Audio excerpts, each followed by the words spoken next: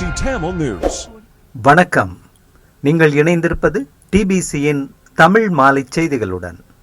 நடைமுறை சாத்தியமான பயன் நோக்கம் கொண்ட உண்மை மற்றும் நல்லிணக்க செயற்திட்டம் ஒன்றை இலங்கை நடைமுறைப்படுத்த வேண்டியது முக்கியமானதாகும் என்று வலியுறுத்தியிருக்கும் தெற்காசிய மத்திய ஆசிய விவகாரங்களுக்கு பொறுப்பான அமெரிக்க உதவி ராஜாங்க அமைச்சர் டொனால்ட் லூ, ஜனாதிபதி தேர்தலுக்கு பிறகு வெளிக்கிளம்பும் தலைவர்கள் அத்தகைய செயற்திட்டம் ஒன்றை யதார்த்தமாக்குவார்கள் என்று எதிர்பார்க்கப்படுகிறது என்று குறிப்பிட்டிருக்கிறார்.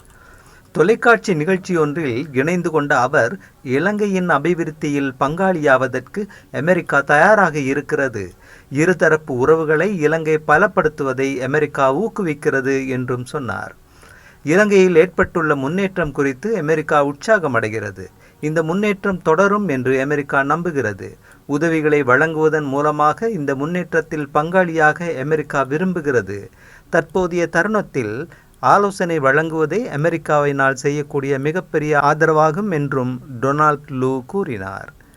இந்து சமுத்திர பிராந்தியத்தில் செல்வாக்கை செலுத்துவதற்கு பல பெரிய வல்லரசுகள் போட்டி போடுகின்றன. பிராந்திய நாடுகள் சுயாதிபத்தியத்தை உறுதிப்படுத்தி செயற்பட வேண்டும் என்று கூறிய டொனால்ட் லூவிடம் இலங்கையின் உள் விவகாரங்களில் அமெரிக்கா தலையீடு செய்யுமா என்ற கேள்விக்கு பதிலளித்த போது, எந்த அரசாங்கத்தையும் அமெரிக்கா தூக்கி எறிவதில்லை என்றும் இலங்கையில் அமைதியானதும் நேர்மையானதுமான தேர்தல்கள் நடைபெறுவதே அமெரிக்காவின் அக்கறை என்றும் கூறினார்.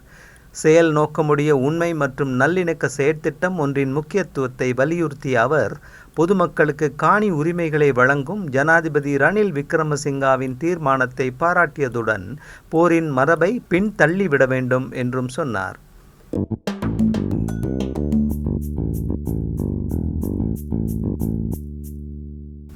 அரசாங்க சார்பற்ற தொண்டர் நிறுவனங்கள் தொடர்பிலான சட்டமூலம் ஒன்றை வரையும் இலங்கையின் செயன்முறைகளில் அமெரிக்க இராஜாங்க திணைக்களம் சம்பந்தப்பட்டிருப்பதாக கூறப்படுவதை அரசாங்க சார்பற்ற தொண்டர் நிறுவனங்களுக்கான தேசிய செயலகம் மறுத்திருக்கிறது.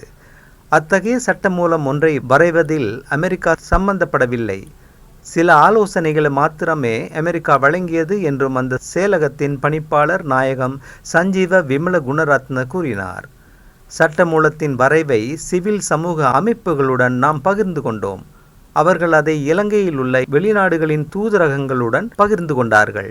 சட்டமூலம் தொடர்பிலான தங்களின் அக்கறைகளை அனைத்து தூதரகங்களும் எங்களுக்கு தெரியப்படுத்தின.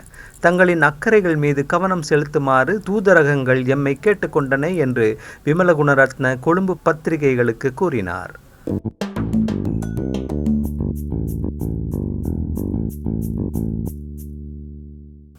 பிரிட்டனுக்கு குடிபெயர்வதற்கு தான் திட்டமிடுவதாக கூறப்படுவதை முன்னாள் இராஜாங்க அமைச்சர் டயானா கமகே இன்று திட்டவட்டமாக மறுத்தார்.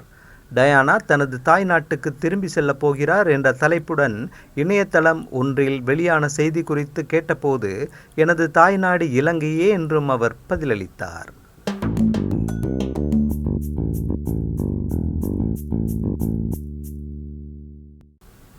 இலங்கையின் மின்சார சபையின் சுமார் 130 பொறியியலாளர்கள் அண்மை காலத்தில் சேவையிலிருந்து விலகியதாக பாராளுமன்ற குழுவின் கூட்டத்தில் தகவல் வெளியிடப்பட்டது.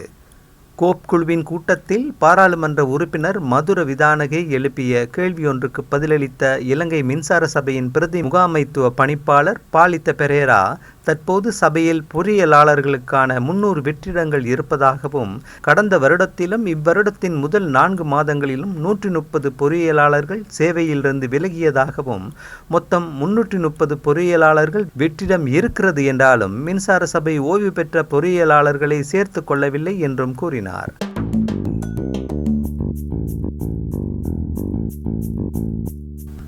ரஷ்யாவிலும் உக்ரைனிலும் கூலிப்படைகளில் இணைந்து கொண்ட ஓய்வு பெற்ற இலங்கை இராணுவ வீரர்களின் விவகாரத்தில் சம்பந்தப்படுமாறு அரசாங்கம் கேட்டுக்கொண்டால் அவர்களை அந்த நாடுகளிலிருந்து திருப்பி அழைத்து வருவதற்கு தயாராக இருப்பதாக ரஷ்யாவுக்கான முன்னாள் இலங்கை தூதுவர் உதயங்க வீரதுங்க கூறியிருக்கிறார். நேற்றைய தினம் கொழும்பில் செய்தியாளர்கள் மாநாட்டில் உரையாற்றிய வீரதுங்க, இலங்கை அரசாங்கத்துக்கு எந்தவிதமான அறிவித்தலையும் செய்யாமல் அந்த ஓய்வு பெற்ற படையினர் ரஷ்யாவுக்கும் உக்ரைனுக்கும் அனுப்பி வைக்கப்பட்ட காரணத்தால் இந்த விவகாரத்தில் அரசாங்கம் தலையிடுவதற்கு வழியில்லை என்று சிலர் கூறுகின்ற போதிலும், ரஷ்ய அரசாங்கத்துடன் ஆலோசனை கலந்து அந்த படை வீரர்களை நாட்டுக்கு திருப்பி அழைத்து வர முடியும் என்றும் கூறினார். ஓய்வு பெற்ற இலங்கை படையினர் ரஷ்ய அரசாங்கத்தின் ஆதரவுடன் தான் கூலிப்படைகளில் சேர்க்கப்பட்டிருக்கிறார்கள். அவர்களை அங்கு அழைத்ததில் ரஷ்ய அரசாங்கம் நேரடியாக சம்பந்தப்பட்டிருக்கவில்லை என்றாலும் இந்த விவகாரத்தில் இரு தரப்புகளினதும் தலையீடு அவசியம் என்று இலங்கை அரசாங்கம் கேட்டுக்கொண்டால் தன்னால் தலையிட முடியும். அந்த படை வீரர்களை நாட்டுக்கு திருப்பி அழைத்து வர என்னால் முடியும். அரசாங்கம், குறிப்பாக வெளியுறவு அமைச்சர் சம்பந்தப்பட வேண்டும். ரஷ்யாவுக்கான முன்னாள் தூதுவர் என்ற முறையில் தன்னால் தேவையான ஏற்பாடுகளை செய்ய முடியும். இது ஒரு பெரிய விடயமே இல்லை, சில நிமிடங்களில் செய்யக்கூடியது என்று உதயங்க வீரதுங்க செய்தியாளர்களிடம் கூறினார். பிந்தி கிடைத்த தகவலின்படி பாதுகாப்பு செயலாளரையும் உதயங்க வீரதுங்கவையும் வெளியுறவு அமைச்சு அதிகாரிகள் சிலரையும் கொண்ட குழுவினரை ரஷ்யாவுக்கு அனுப்புவதற்கு நடவடிக்கை எடுக்குமாறு ஜனாதிபதி விக்ரமசிங்க பணித்திருப்பதாக தெரிய வருகிறது.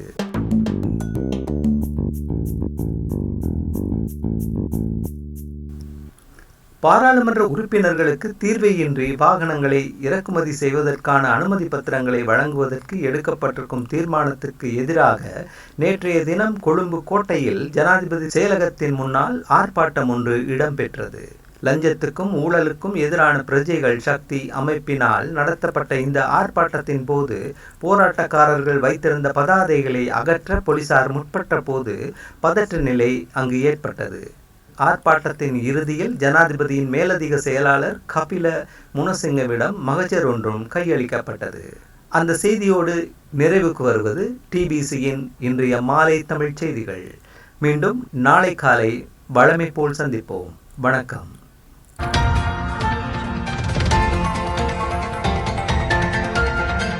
TBC Tamil News.